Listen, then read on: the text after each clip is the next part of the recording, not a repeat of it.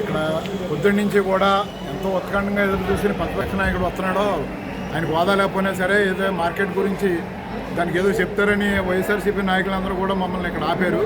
కానీ అక్కడ వచ్చిన తర్వాత వాళ్ళ 100 మంది కూడా ఆ నాయకుడితోటి తిరుగుతుమే తప్ప వాళ్ళు మొత్తం అలగజనాలంతా తీసుకొచ్చి బేళ్ళు దొక్కేసి నాశనం చేశారు తప్ప మార్కెట్ గురించి కానీ మార్కెట్ విధానాల గురించి కానీ లోకల్ ఏం జరిగింది ఇప్పుడు ఏం జరిగింది కానీ తెలుసుకుంటానికి కూడా ట్రై చేయకుండా ఆయన బయటికి వెళ్ళిపోయాడు ఆయన. ఇప్పుడు వరకు మాకు చంద్రబాబు నాయుడు గారు చాలా బాగా చేశారు. ఆయన కొన్ని దీని గురించి కేజీకి 20 రూపాయలు 30 రూపాయలు కూడా పెంచే ఉద్దేశంలో ఉన్నాడు. అయినా సరే ఈ రైతులు ఆయన రాజకీయం కోసం అతను తీసుకొచ్చారు. ఒక నియోజకవర్గం నుంచి కాకుండా మొత్తం జిల్లా అంతా నాయకులందరినీ కూడా తీసుకొచ్చి ఇక్కడ మొత్తం దింపి మా స్థానికంగా ఉన్న రైతులకు కానీ ఆ బేళ్ళు పెట్టిన రైతులకు కానీ సపోర్ట్ ఏమీ లేకుండా నాశనం చేసి మమ్మల్ని మొత్తం సర్వనాశనం చేసి వదిలేశారు. మాకు దీని గురించి గవర్నమెంట్ తక్షణమే దీని గురించి ఆయన గురించి మేము పట్టించుకోకుండా ఈ పొగాకు సమస్య గురించి కొద్దిగా చేసి మమ్మల్ని బయటపడేవలసిగా కోరుతున్నాం.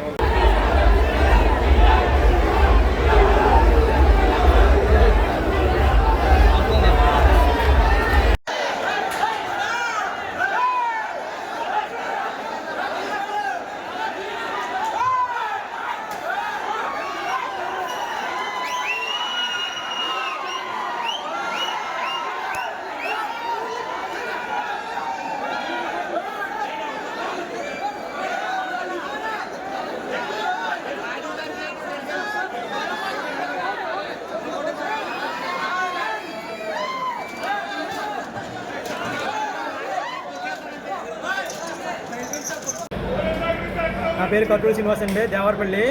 మాకు ఈరోజు జగన్ గారు ఏదో మాకు బేళ్ళు చూసి మాకు ఏదో మంచి రేట్ ఇప్పిస్తామని చెప్పి వచ్చారు. రేట్ ఇప్పించడం వల్ల కూడా అసలు పొగాకు ఆక్షన్ విధానాన్ని చూడలేదు. ఆయన చూడకుండా మా బేళ్ళన్నింటినీ కూడా తొక్కేశారు. రైతు అన్న కూడా లేకుండా కార్యకర్తలని గట్రా తీసుకొచ్చి రైతులు వాళ్ళు శుభ్రంగా మా బేళ్ళను శుభ్రంగా పాటు చేశారు. అంతే తప్ప ఒక ఆక్షన్ విధానాన్ని కానీ ఆక్షన్ ఎలా జరుగుతుందని కానీ ఆక్షన్లో ఏ సమస్యలు ఉన్నాయని కానీ రైతుకి ఏ సమస్య ఉన్నదని మా పొరపాటుని అడగలేదు. ఒక అలగా జనాన్ని తీసుకొచ్చి మొత్తం ప్లాట్ఫారాన్ని మొత్తం నాశనం చేశారు తప్ప మాకు ఏదైనా ఈయన వల్ల ఏ ఉపకారం లేదు.